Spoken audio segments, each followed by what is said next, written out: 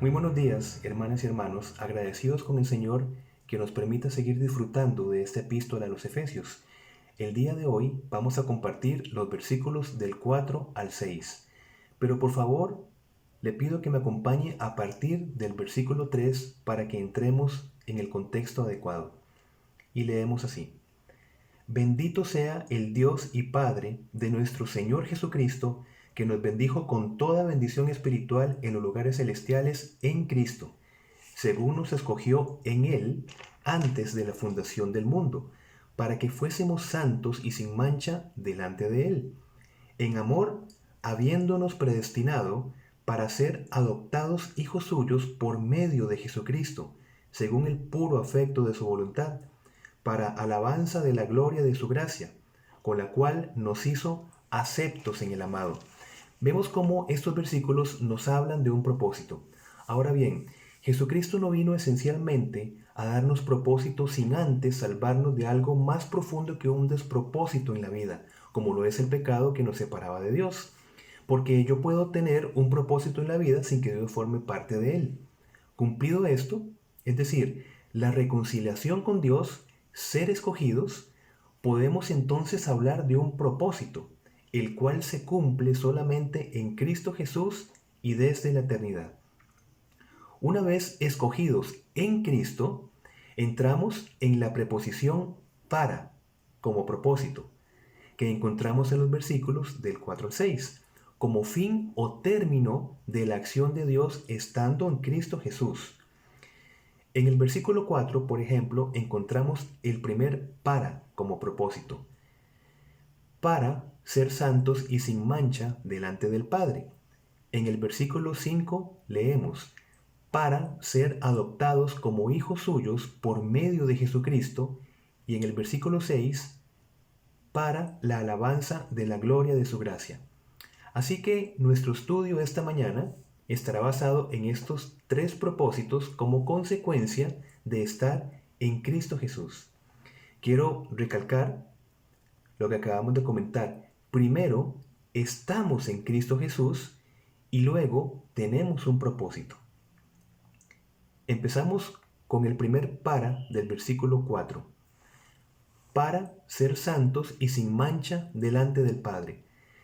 La frase nos escogió, que vemos en este versículo, significa literalmente que Dios nos escogió para sí mismo.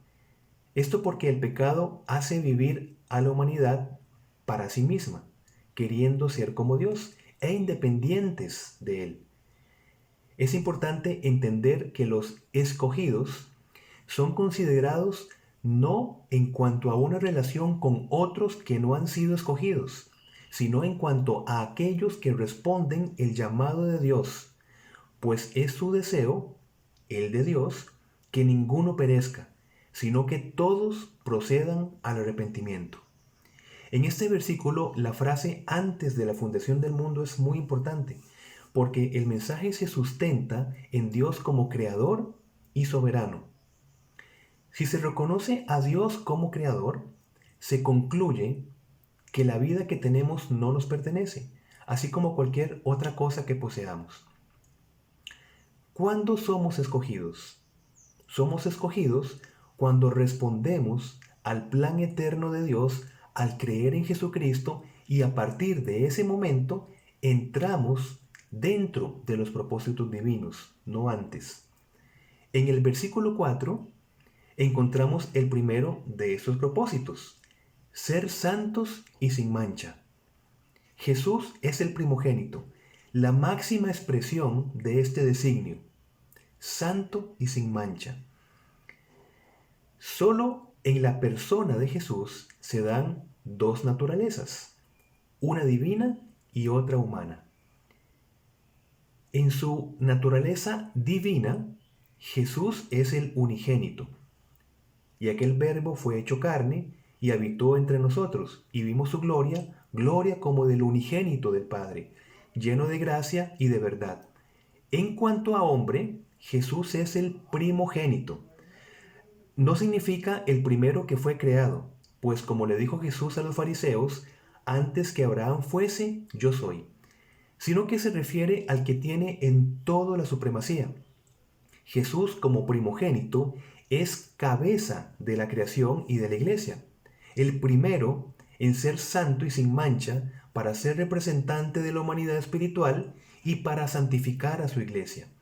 Recordemos que el concepto de humanidad espiritual o cuerpo espiritual significa aquello que responde a la guía, al consejo, a la voluntad del Espíritu Santo.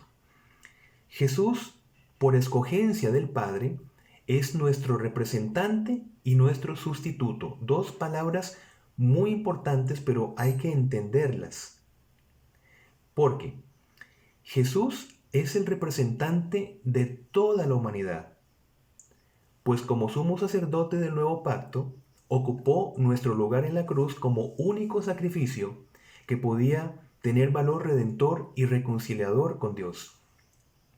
En este sentido, la obra de Jesús es a favor de toda la humanidad, representa toda la humanidad.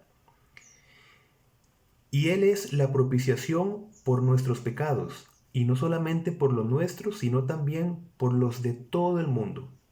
Está muy claro entonces este primer punto, Jesús como representante de toda la humanidad, pero será sustituto de la humanidad solamente cuando se le recibe en forma personal en el don de la justicia y dentro de la libre voluntad humana. En este sentido, Jesús sustituye solo a los que se salvan. En otras palabras, el que Jesús sea el representante universal de toda la humanidad no implica que sea el sustituto universal propiciatorio de toda la humanidad, sino solo de aquellos que se acercan a Jesucristo en fe como su Salvador y su Señor. Aunque la invitación a ser salvo es para todo aquel que crea. Lo que sucede es que no toda la humanidad va a volverse al Salvador. No es que no haya muerto por todos los pecadores, fue nuestro representante, sino que la redención se aplica a los que se vuelven a Dios por medio de Él, por medio de Cristo, como sustituto. Muchos se volverán a Dios con su propia justicia y obras, pero el Padre, al no reconocer al Hijo en ellos, estarán destinados a la separación eterna. El Padre solo se complace en el Hijo. Al hecho de que Dios nos escogiera desde la eternidad, como leemos en el versículo 4, con frecuencia se le llama elección. Es una palabra muy importante porque refuerza el hecho de que Dios y no el hombre es quien toma la iniciativa para la salvación. El Padre envía al Hijo.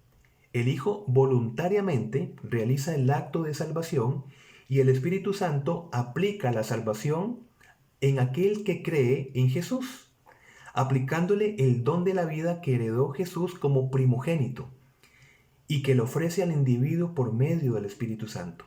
Esta nueva vida la conocemos como regeneración, el nuevo nacimiento. Ahora, ¿cuándo se lleva a cabo la regeneración espiritual? Cuando el Espíritu Santo implanta la semilla de la palabra de Dios en nuestro corazón, como en la parábola de la semilla que cae en buena tierra que encontramos en Mateo capítulo 13.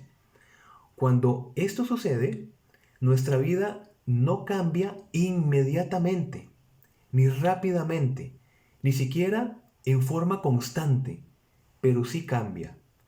Comenzamos a ser pueblo elegido porque hemos sido separados para Dios.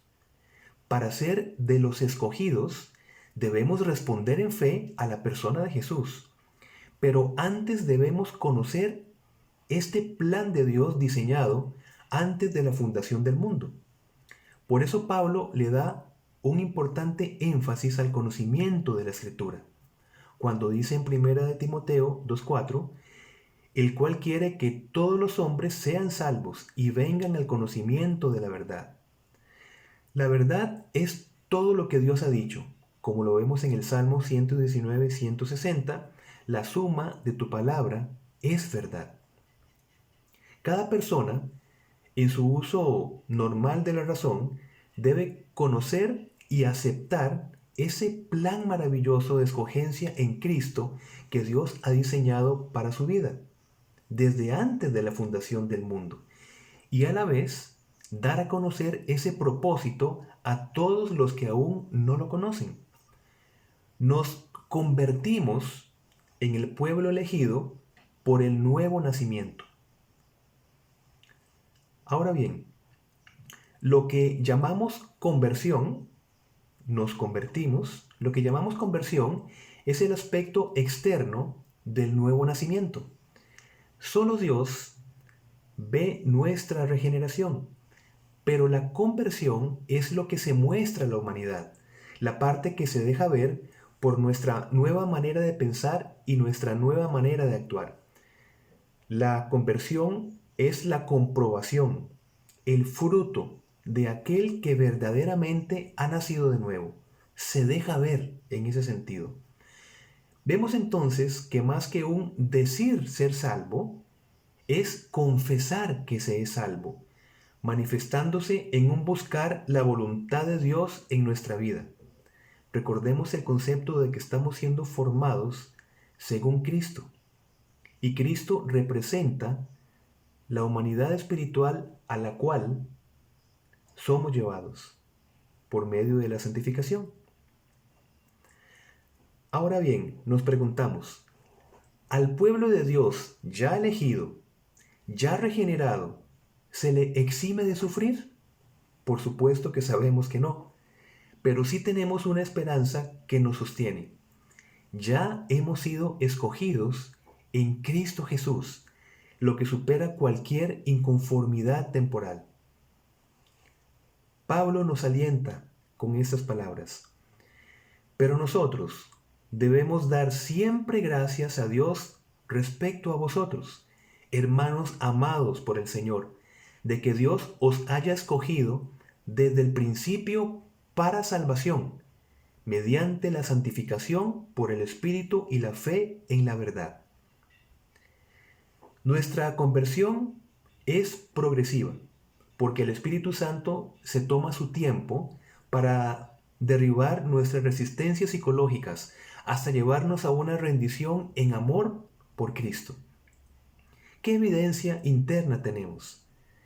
Nuestro constante y creciente arrepentimiento producido por el Espíritu Santo, donde notamos cómo nuestra manera de pensar va buscando más la manera de pensar de Cristo revelado en la Escritura.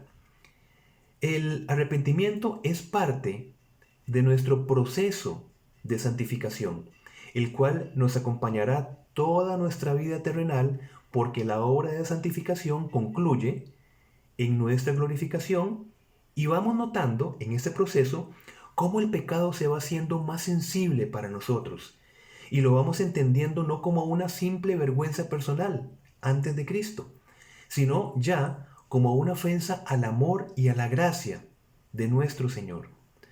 Pero aunque tengamos arrepentimiento genuino, el pecado no desaparecerá en nosotros, ni se irán las tentaciones. Por eso estamos llamados a una constante batalla donde vamos creciendo en dependencia hacia el Señor. Tenemos que recordar que el arrepentimiento genuino es fundamentalmente una cuestión de la actitud del corazón hacia el pecado, no tan solo un cambio de comportamiento constante. Esto es muy importante. ¿Qué tenemos que mirar nosotros en este proceso de santificación?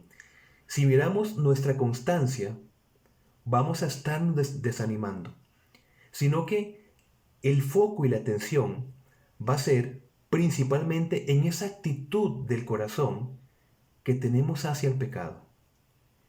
Pablo dice, porque el deseo de la carne es contra el espíritu, y el del espíritu es contra la carne, y estos se oponen entre sí, para que no hagáis lo que quisierais. Si entendemos correctamente el arrepentimiento, veremos que la idea de que podemos recibir a Jesús como Salvador y no como Señor es absurda. Todo este proceso de elección de Dios significa que hemos sido separados para un propósito. como dice el versículo, para que fuésemos santos y sin mancha delante de Él. Sin mancha significa que no habrá una ley o norma que se imponga a la gracia ya recibida, porque en Cristo ya hemos cumplido la ley. Por esta razón no hay condenación, porque no hay culpa por haber infringido la ley. Menciona el doctor Samuel Pérez Millos que este llamado a la santidad no es una opción, sino la forma natural y propia del creyente. Somos separados para Dios, pero a la vez con un llamado a involucrarnos en el mundo. La iglesia debe estar en el mundo, no el mundo en la iglesia. Pasemos por favor al versículo 5 para encontrar la siguiente preposición para.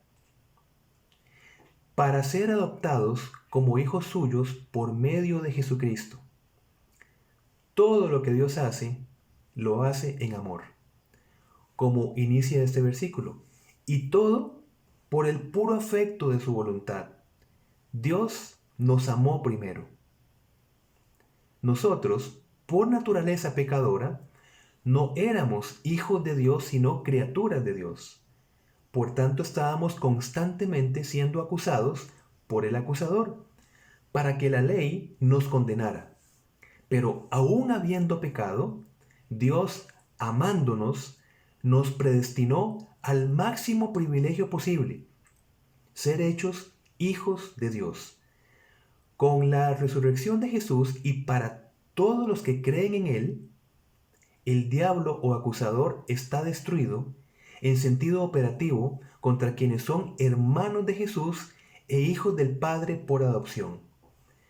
No es que Satanás esté limitado en su acción sobre la iglesia o sobre el creyente, sino que no puede impedir el avance del evangelio del reino, el avance de las misiones.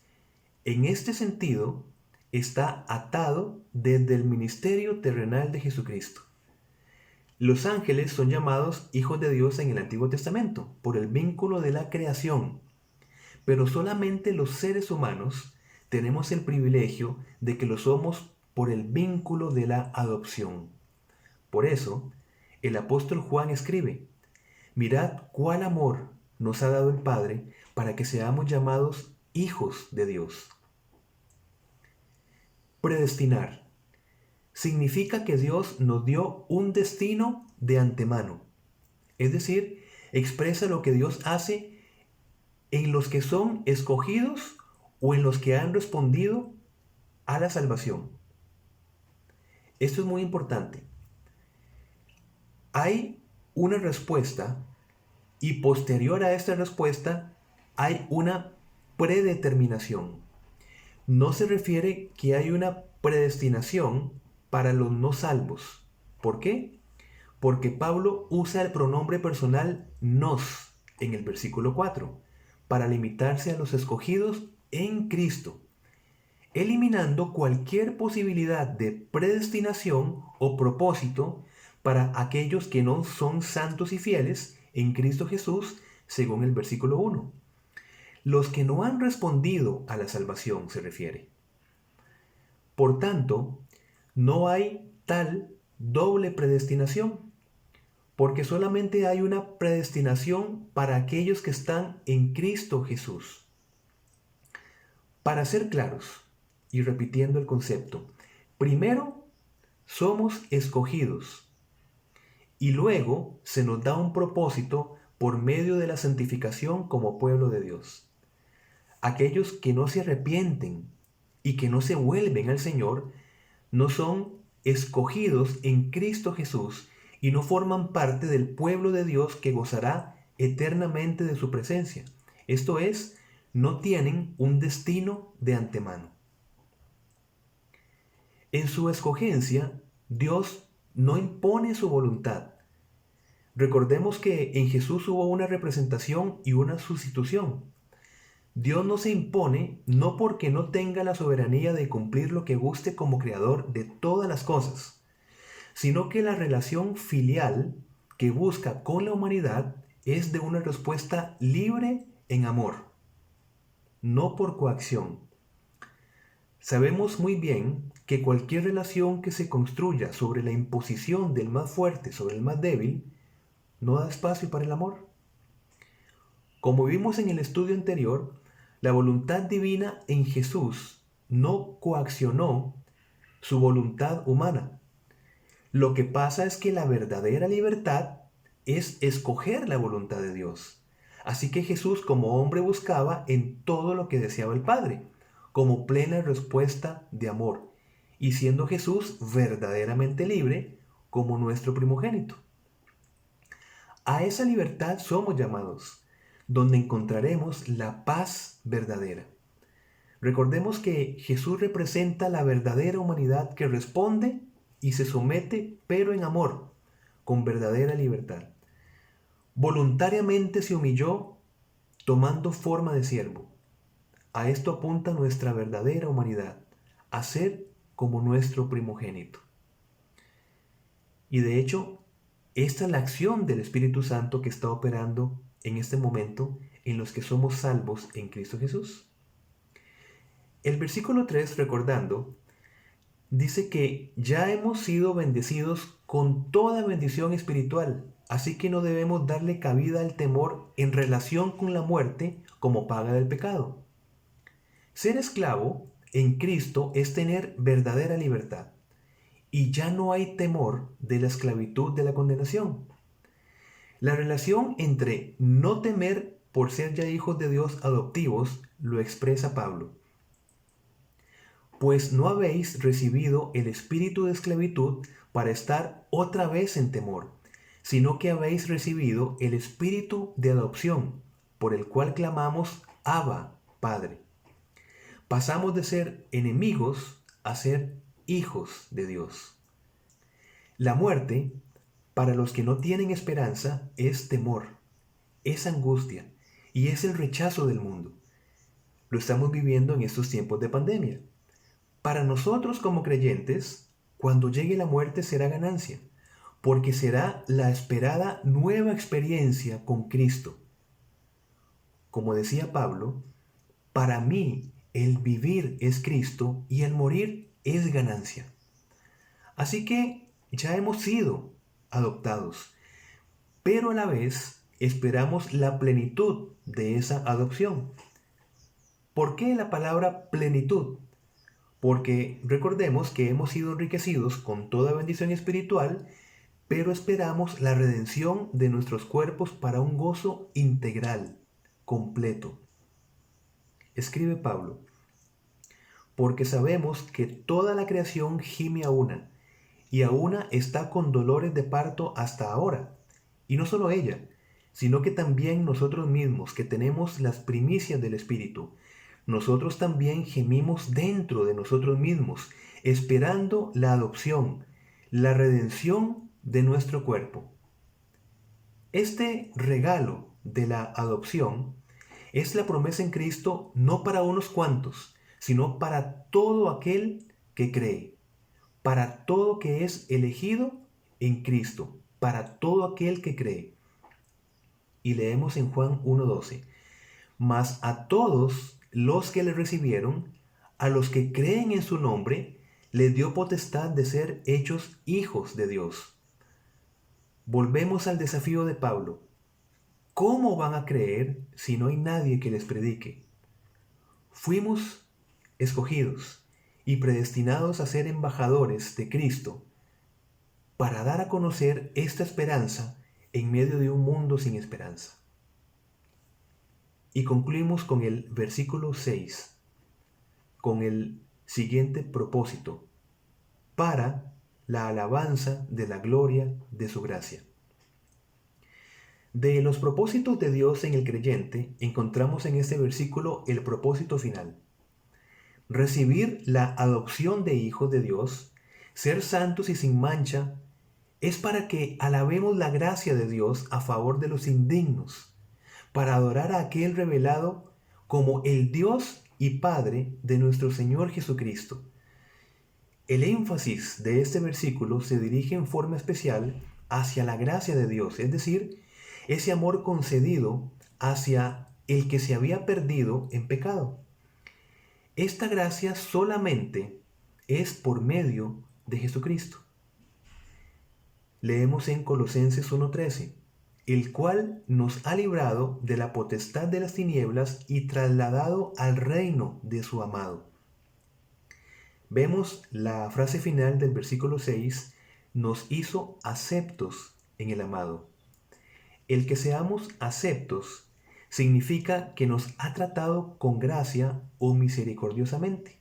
Nos visitó con gracia. Este mismo verbo, charitó, es el utilizado por Lucas cuando en la salutación el ángel Gabriel le dice a María, salve, muy favorecida. Favorecida y aceptos es el mismo verbo, charitó, que expresa el concepto de otorgar un favor sin merecerlo. Las religiones buscan la aceptación de Dios por medio de ritos, tradiciones de hombres, mediadores incapaces, sin entender que no podemos hacernos por nosotros mismos aceptables ante Dios. En su paciencia, Dios se complacía por un sistema de sacrificios que Él mismo estableció en el Antiguo Testamento, que debía practicarse muchas veces.